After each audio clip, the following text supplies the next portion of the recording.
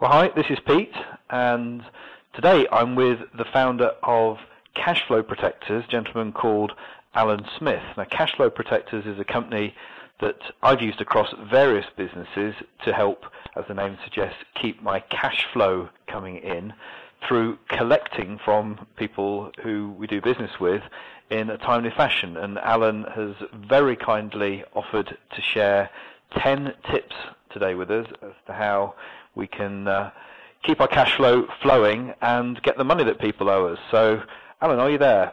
Yes, I am. Brilliant. Okay, well, we don't have too long together today, Okay. so it would be really good if we can crack on with the first of the 10 tips, please. Okay. I suppose the most important thing I advise a lot of people to do, and an awful lot of businesses, both large and small, still don't do it, and that is have terms and conditions. I often hear from people saying, well, I put my terms and conditions on the back of the invoice, and I say, well, that's really nice, but it's no good to you because the terms and conditions that you might use in order to try and resolve payment with a client need to be there before you take the job on or at the point you take the job on. I simply email them the terms on which you're actually taking that order off of somebody. And you need to do it then rather than later points. So, in summary then, make sure that you have T's and C's and make sure that they're exchanged with the client before you accept the order, because it's a lot easier to resolve things before they become a problem than try and sort it out later on. Yes, although we do the credit control and chasing of late payers for clients, sometimes it just gets, particularly in this climate, it does get, some people are very intransigent. We have to start to get fairly positive in our attitude to chasing, and it's then that those terms and conditions are really crucial. Perfect. Okay, tip number 2, please.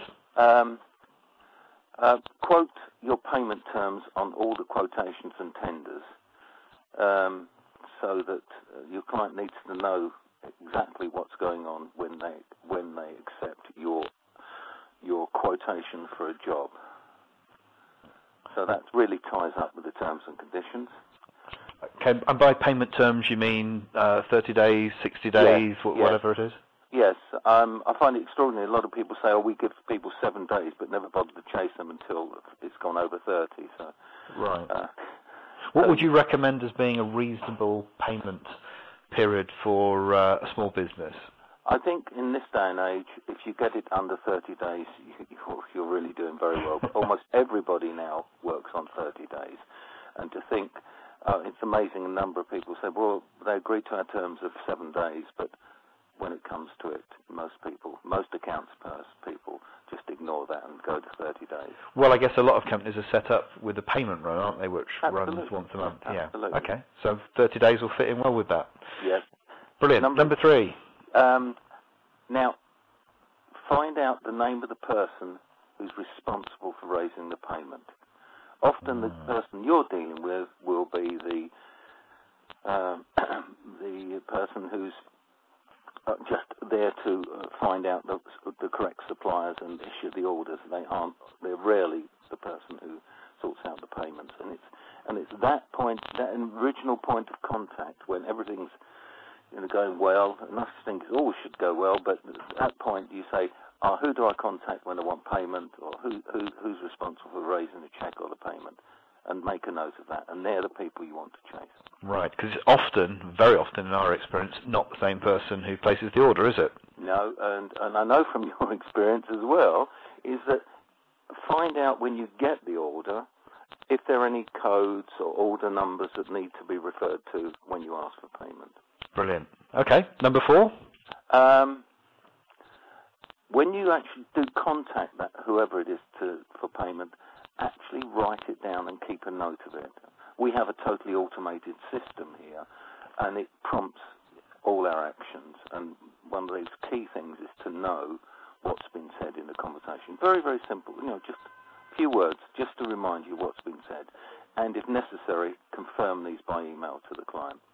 Right. So you say, by the way, thanks very much, good conversation today. I understand you're going to be making payment on Friday, bang. And that's all you need to do. Of course, that will make it much easier if you ever do have to take it further and go legal, won't it? Yes, absolutely.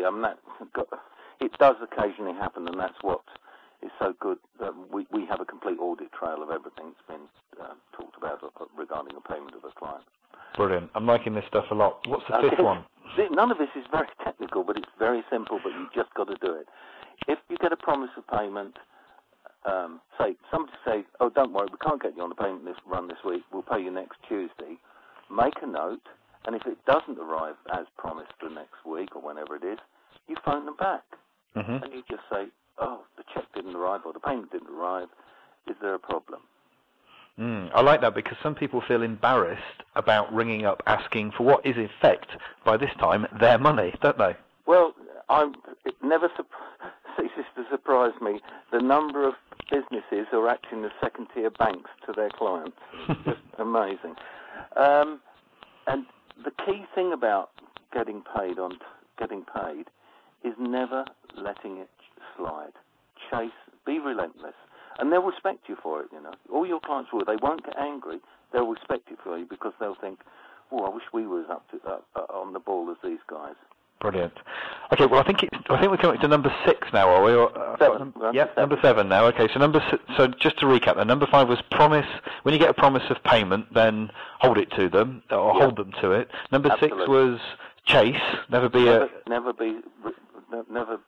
let it go. Never let it go. Okay, I'm writing these down, you see, while I'm talking to you. Never let it go. I've got it on a piece of paper or an email. Now, number 7 is the most important of all. And I'll read this because I say it a lot to people. The more lenient you are, and the more you let payments slide, the more your customers will assume you don't mind waiting and are prepared to extend their credit. Once you get into that cycle, they'll think, don't worry about those guys. They don't mind waiting an extra few weeks or a month. Okay, right. And it's the people who chase, the people who are on the ball, always the ones who get paid first. So you're actually training people that you don't care if you're not careful. You're training people not to pay you. Yes, absolutely. Yeah. We learn from experience. None of this is brain surgery. All of it is very simple rules, but you've got to follow them. And I think that's key, isn't it? Following it diligently. It's okay to have a policy, but implementing the policies where it actually matters. Yeah, and that's why we've automated the process totally. So. Yeah. Number 8. Number 8. I'm not having a go at people because I know I do occasionally recommend factoring, but think long and hard before you resort to factoring. I know the key thing about factoring is you'll probably get paid this week, as it were, but be careful and be sure about what it's going to cost you. Just before we go any further with factoring, do you want to just say quickly what that is? Because some people may not be familiar with that. Yeah. Factoring is where you do a deal with a funding company, maybe a lot of times it's banks, where they'll take over responsibility for that particular invoice and would advance you payment of it within a very short period of time. Generally, they will advance you between 85 and 95% of the actual value of that set of invoice, that one invoice or set of invoices. And then over the following 3 months, they will chase them. But beware, they are charging you interest all the time. Right. And after 3 months, almost all factoring deals are based on what they call recourse. So if they can't get that money in within the 3 months, then they come back to you and take that money out that's not been paid in that time and take it out of the money that's due the next time they're due to pay you. Okay, and also be very wary.